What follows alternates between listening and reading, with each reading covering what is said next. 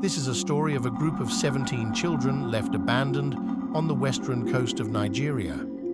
There followed hunger, starvation, and imaginable deprivation. This is a painting of that cruel time which shook these territories and gives an incident of deep thoughtfulness, not only for its Afrocentric God statement, but for the dire realities of the time of the painting. Only that this is not a story. This is all true.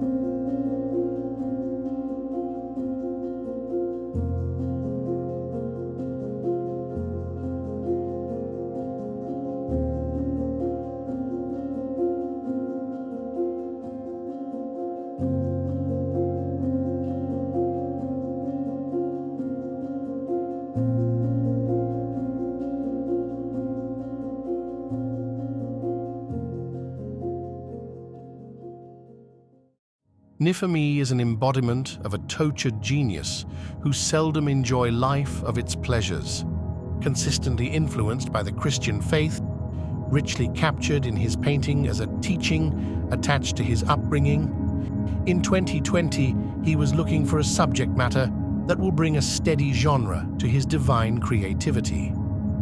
The background of the art was painted only 2 years before Nifemi left northern Nigeria for a school service program, an after effect of the completion of the tertiary education in Nigerian school system, commonly known as the National Youth Service Corps. Few years later, he moved to the Federal Capital Territory of Nigeria, where he worked menial jobs to make ends meet while pursuing his artistic dream. 2023 was the year the incident would occur.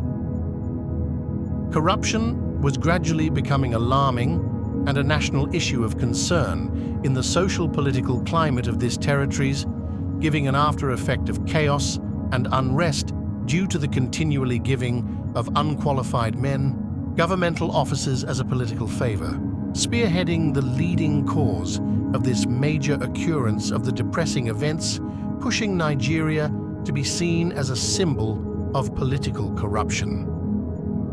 Social and political turbulence that plagued Nigeria society was getting deep and eating out the major cause of Nigerian communities, with consuming deprivation pushing to the boundaries as a political shipwreck. Nifemi's sense of subject matter was done with deliberate provocation.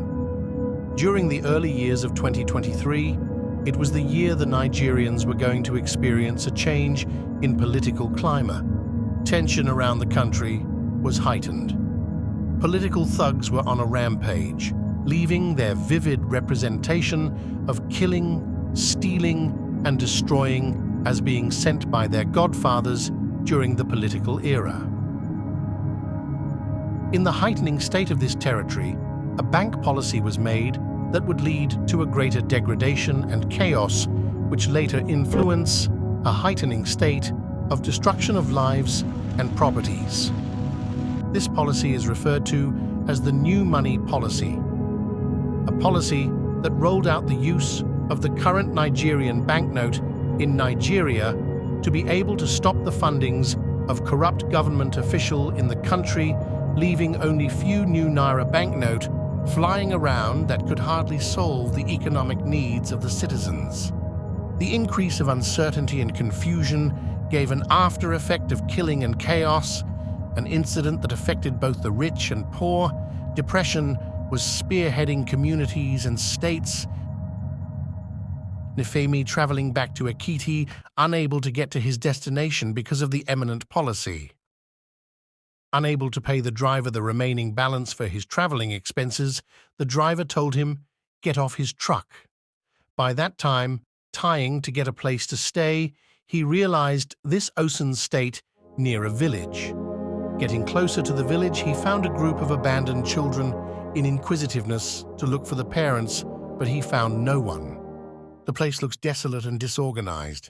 He decided to wait outside a hut for a while, reading one of his travel journal, waking up a few minutes later to find out he had slept for few hours, laying down outside, aware of the passage time through the darker clouds of the nighttime. Looking towards his right side, the dazzling image of boy in a yellow shirt caught his attention.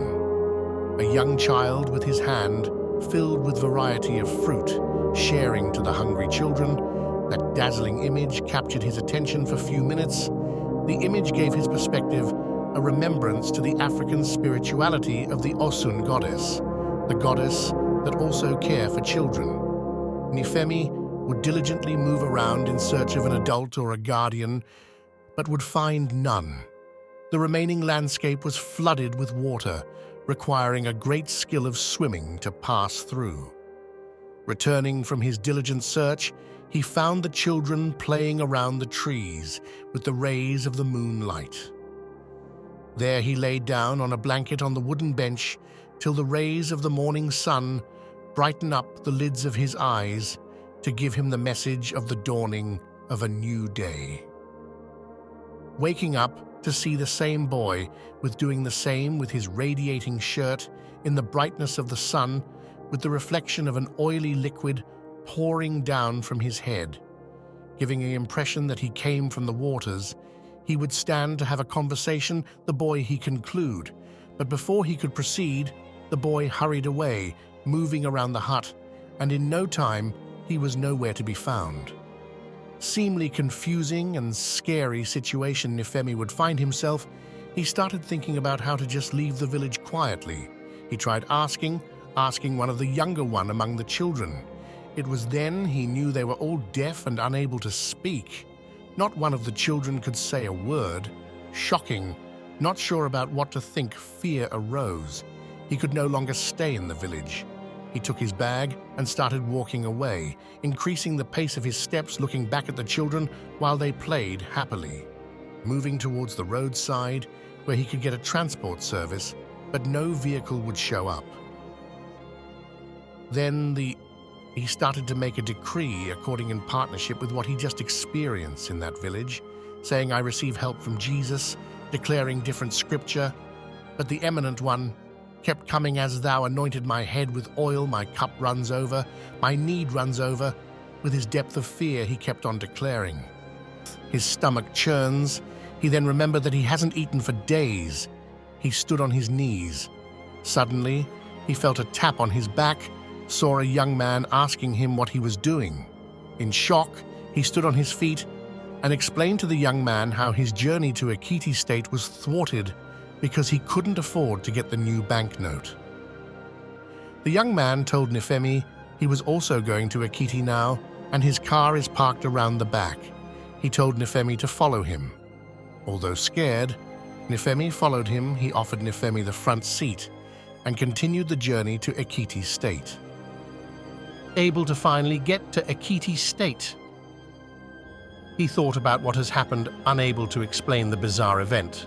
For days, he would try to document it down in one of his journals. Days passed by.